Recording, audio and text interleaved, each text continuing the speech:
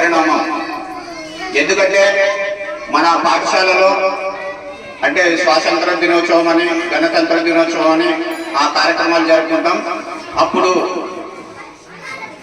Only గ్రామ పెద్దలు, సర్పంచులు, ఎంపీటీసీలు, ప్రధాన ఉపాధ్యాయులు మాత్రమే, విద్యార్థులు మాత్రమే మనం హాజరవుతున్నాం. కానీ ఈరోజు ఒక మంచి సంకల్పంతో మన రాష్ట్ర ప్రభుత్వం తప్పకుండా ఈరోజు పేరెంట్స్ మీటింగ్ జరపాలి. ఎందుకంటే ఇప్పుడు ఉన్నటువంటి టీచర్స్ మధ్య, మన తల్లిదండ్రుల మధ్యన ఒక మంచి అనుబంధం, సంబంధాలు ఉంటేనే మన ఇంట్లో ఉన్న పిల్లలకు కూడా చదువు సక్రమంగా అబ్బుతుందనే ఉద్దేశంతో ఈ కార్యక్రమాన్ని చేపట్టడం జరిగింది. సార్ అన్నట్లు పూర్తి బాధ్యత అంటే టీచర్స్ పై కాకుండా మన పిల్లల బాధ్యత మనం కూడా మోయాలి.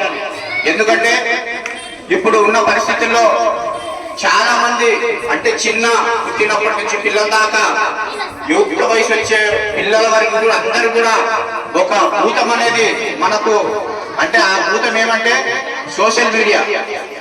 ఈ సోషల్ మీడియా అంటే సెల్లు.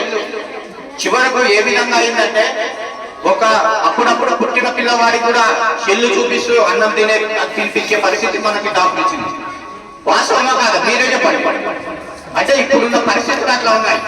అంటే మన మేడం అన్నట్టు మన కుటుంబంలో, మన ఇంట్లో మనం ఏ విధంగా నడుచుకుంటాం ఆ విధంగానే మన పిల్లలు కూడా నడుచుకునే విధంగా మనం తీర్చిదిద్దాలి వాళ్ళు.